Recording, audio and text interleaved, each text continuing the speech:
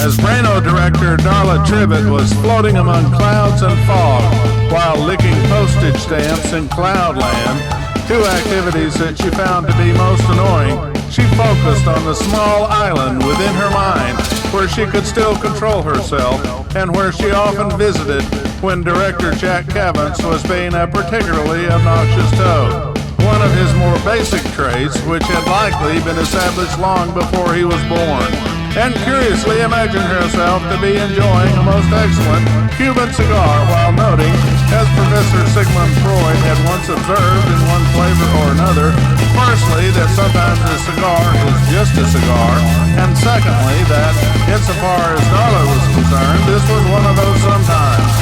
Cavance, who like Darla was a Brano, and who, as a puzzling consequence of a minor indiscretion Darla had committed in the presence of the Imperial Director, had been given nearly complete control of Darla for 2 years, apparently as a reward for him, but actually as a punishment for her. Cavance certainly had a penchant for being toadish. For physicals, those humans who had not yet abandoned their bodies in favor of living as brains within mirrored, scholastic orbs, 2 years was a long time.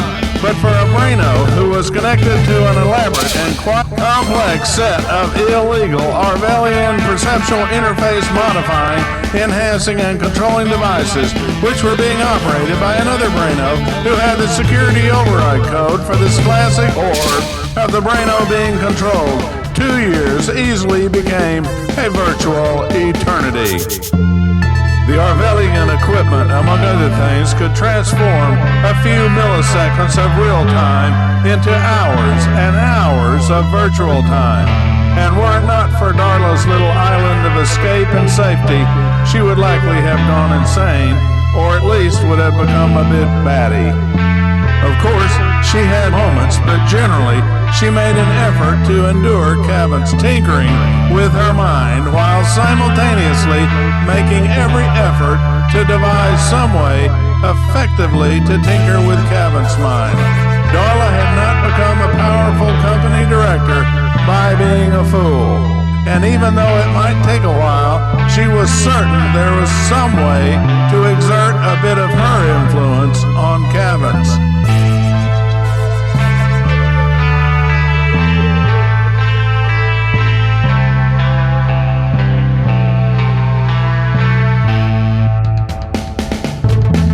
Lately, Darla had begun noticing a pattern in Cavance's strange machinations, and the pattern of events usually began by Cavance making her float among clouds and fog while she was forced to lick postage stamps. After doing this for a while, Cavance then would begin playing musical recordings from the 1930s and 1940s of the planet Earth, and since this music nearly always made Darla want to do what she called her sexy dance, Darla would soon be dancing like Ginger Rogers in an enchanting private ballroom that suddenly appeared in an open area among the clouds and fogs of this place she called Cloudland.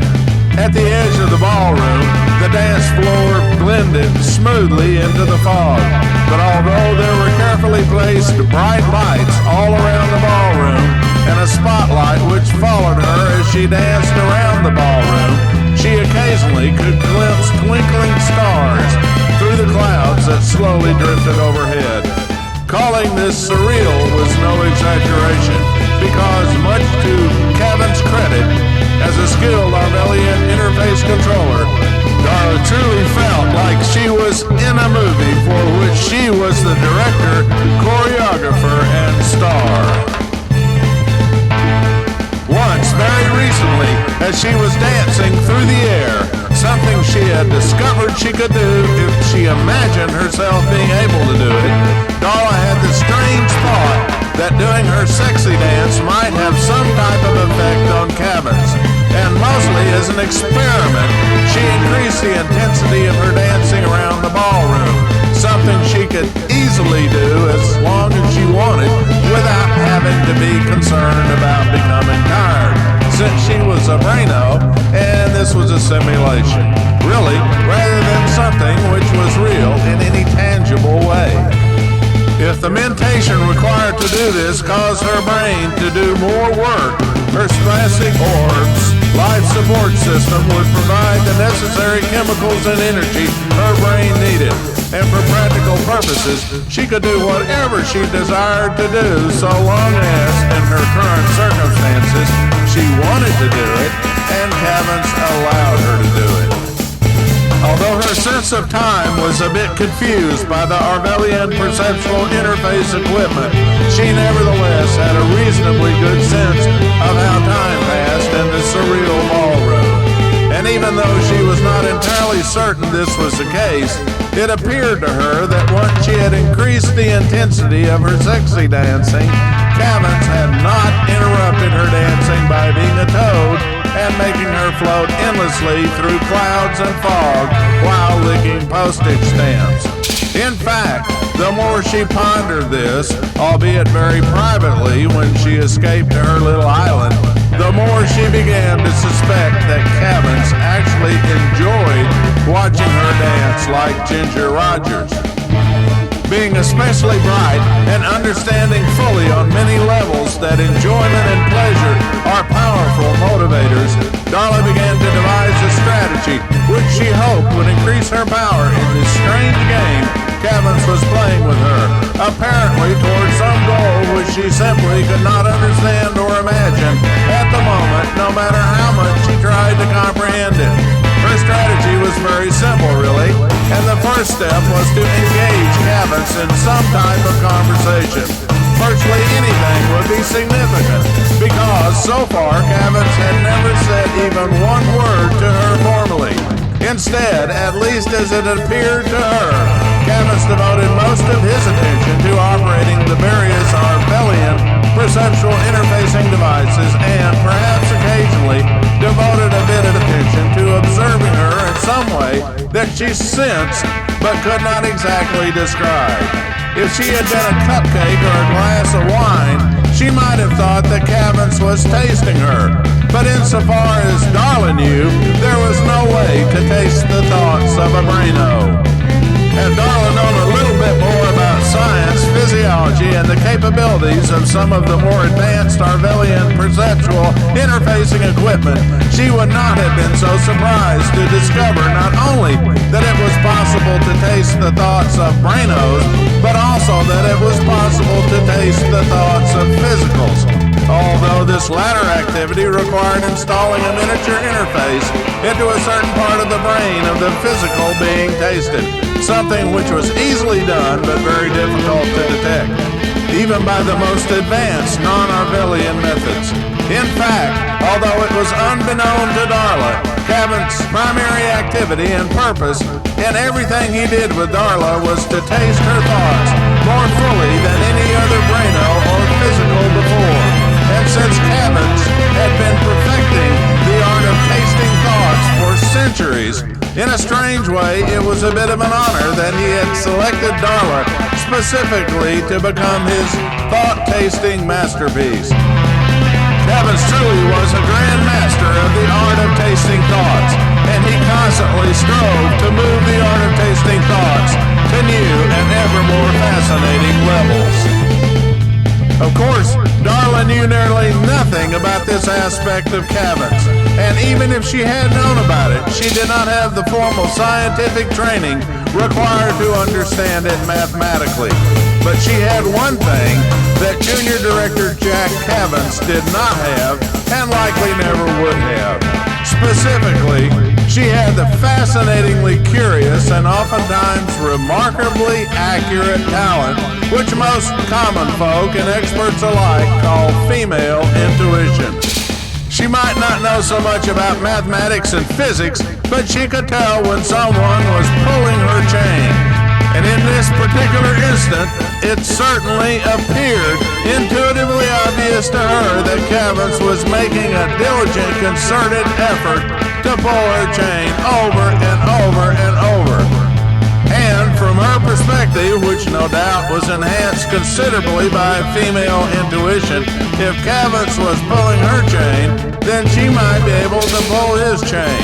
And as she was pondering this insight, which was beginning to be more like an epiphany She remembered an old adage about a goose and a gander, which she found to be quite amusing and more than a little bit instructive in an oddly curious way.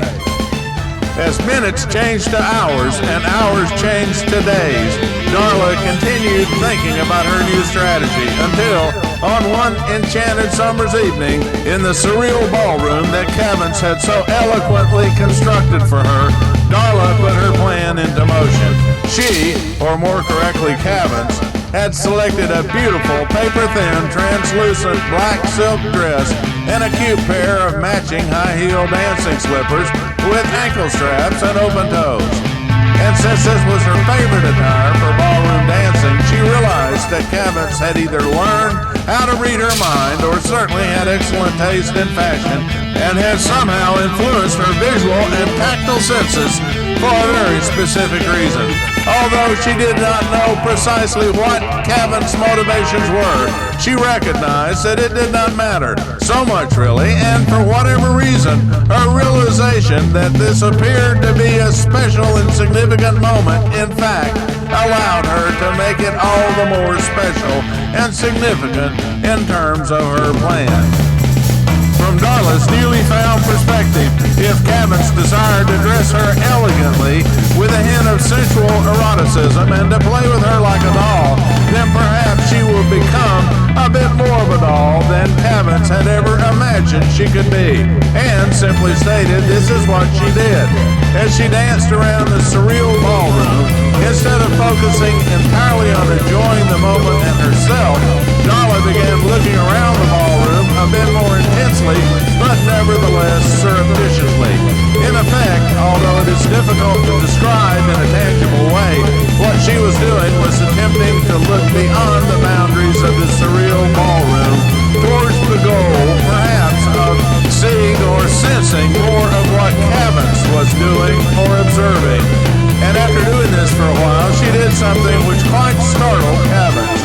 She spoke directly to him in a voice that he had neither expected nor imagined to hear, especially considering the dulling effects of the elaborate and complex Orwellian perceptual interfacing equipment he was using to control Darla.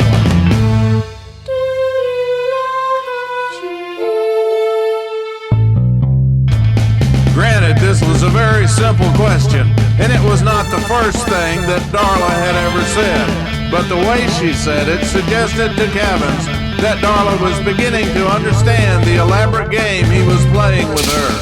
This so surprised Cavins that he momentarily let his attention, which was focused intensely on controlling the Orwellian perceptual interfacing equipment, wander, which in turn caused the Orwellian artificial intelligence algorithms, which were designed always to expect and, for practical purposes, to demand to be given intense focus, immediately to search for a controlling brain.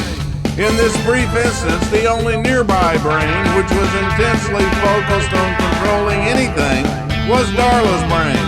And in a very beautiful way, the Orwellian perceptual interfacing equipment not only understood on the most intimately deep level precisely what Darla wanted, needed, and desired to hear, but also captured the mind of junior director Jack Cavins, created a suitably attired simulacrum for him, made this simulation of him appear in the surreal ballroom, stood him directly in front of Darla, made his eyes look into hers, and then directed him to say this word.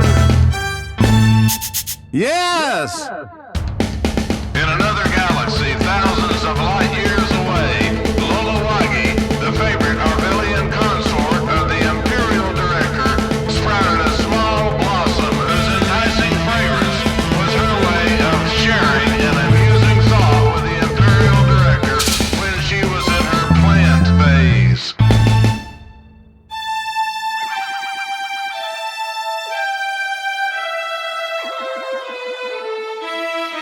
The Imperial Director moved nearer to Lolowagi, rotated his olfactory interface next to her small blossom, let her thought fill his mind with enticing fragrance, and replied, "Soon, my love, soon. Back in the surreal ballroom, floating among the clouds, rolling fog, and twinkling stars, Junior Director Jack Cabins, who as a physical had been afflicted with a curious medical condition called jumping French-Canadian amain, began flapping his arms wildly and screaming hysterically. Yes! Yes! Yes! Yes! Yes! Yes! Outwardly, Director Darla Trivett did not move or even twitch a muscle, but inwardly she smiled and had an amusing thought about the goose and the gander.